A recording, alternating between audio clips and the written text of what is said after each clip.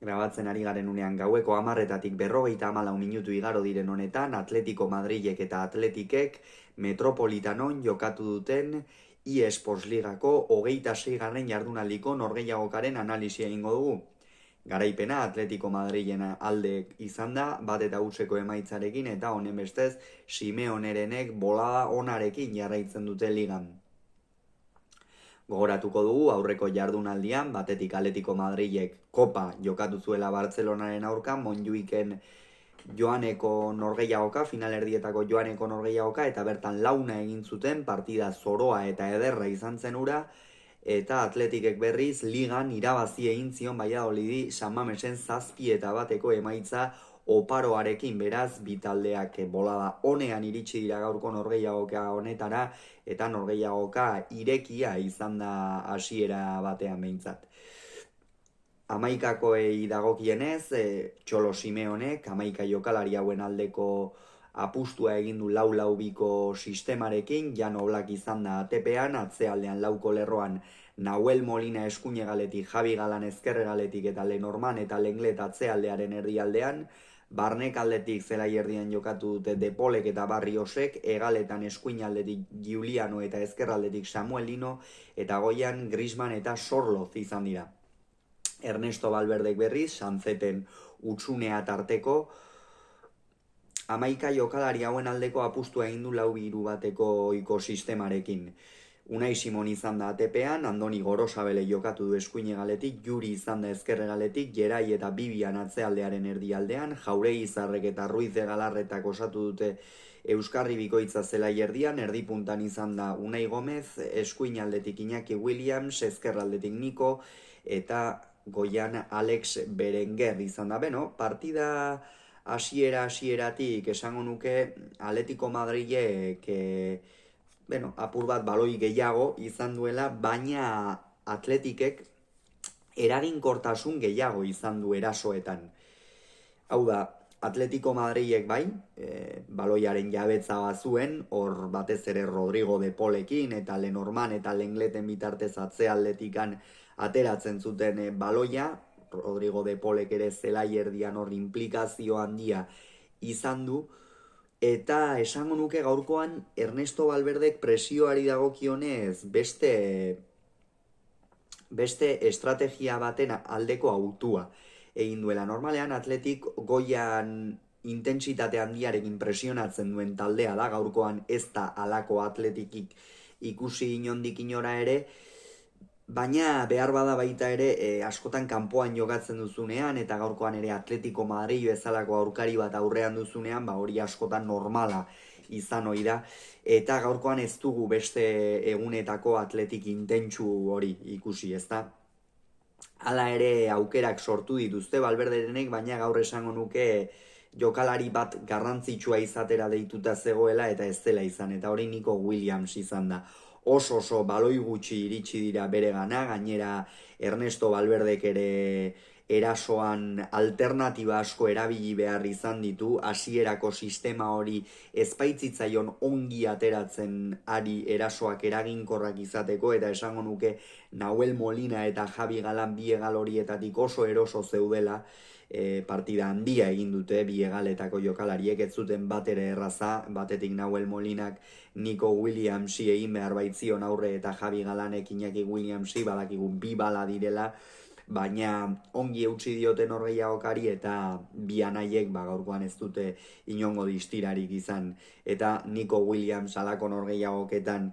garrantzitsua izatera deituta dago, eta gaurkoan ez du hori lortu, esango nuke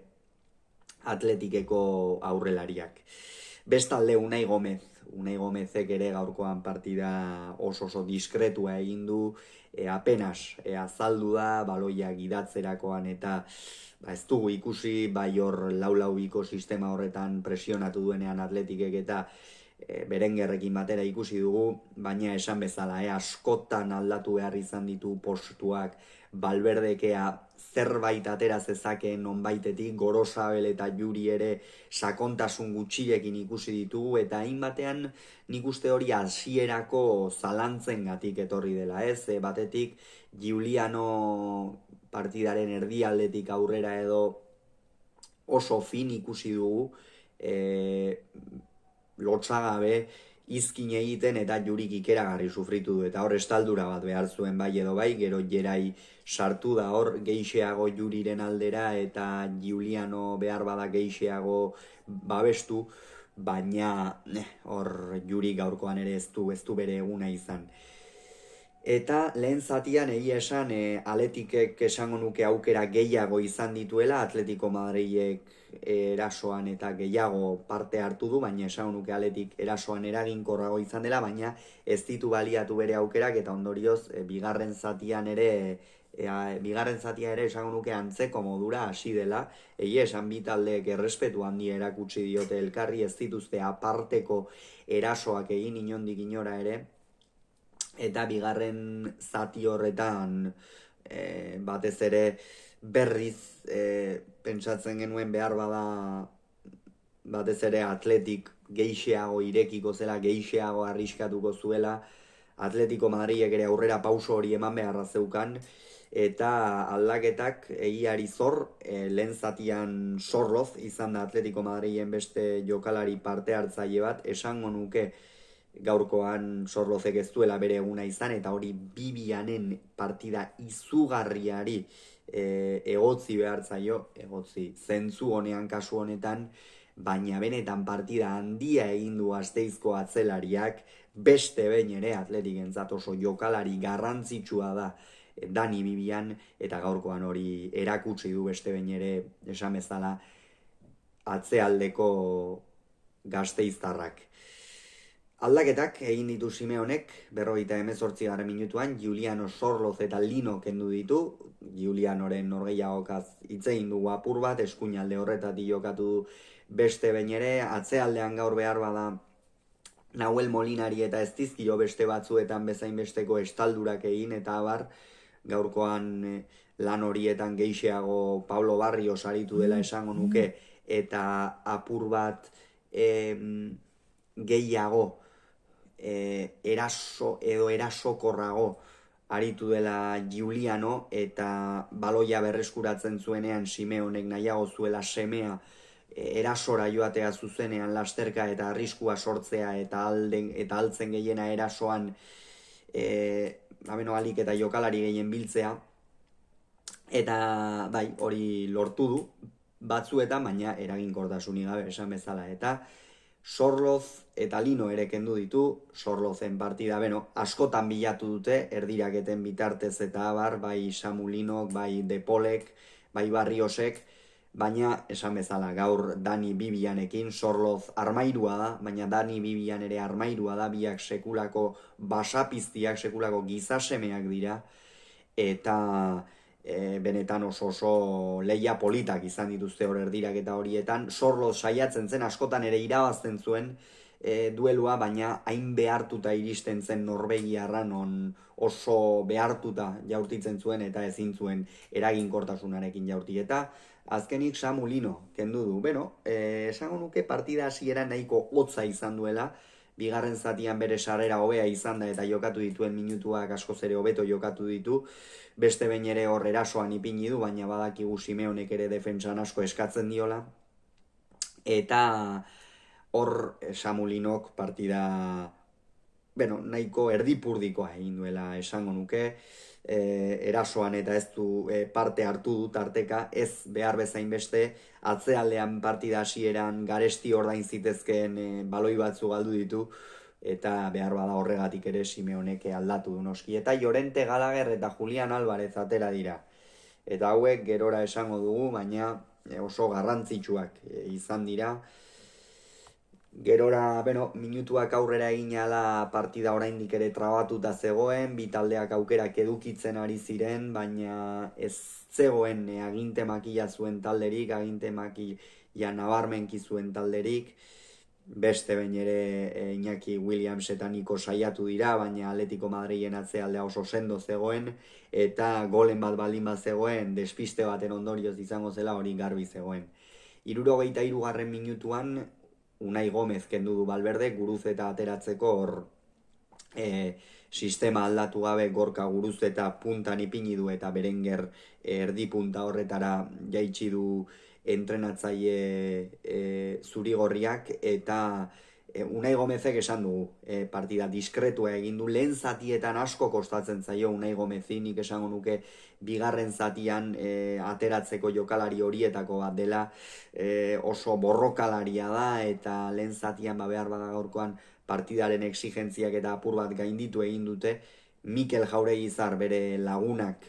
aldiz guztiz kontrakoa, partida ona egin du, oso parte hartzaile onda, egia da baloi txoro batzuk edo galdu dituela, baina orokorrean espango nuke partida ona jokatu duela Jauregizar gaur, eta Guruzeta atera da, hau ere saiatu da, batetik eta bestetik ez dago momentu finenean Donostiarra, baina gaurkoan ere saiatu da, baina inolako saririk gabe. Eta Griezmann kendu du Simeonek eta Correa atera. Griezmannek gaurkoan ere oso partida diskretua egin du, apenas sortu du aukerarik, baina beti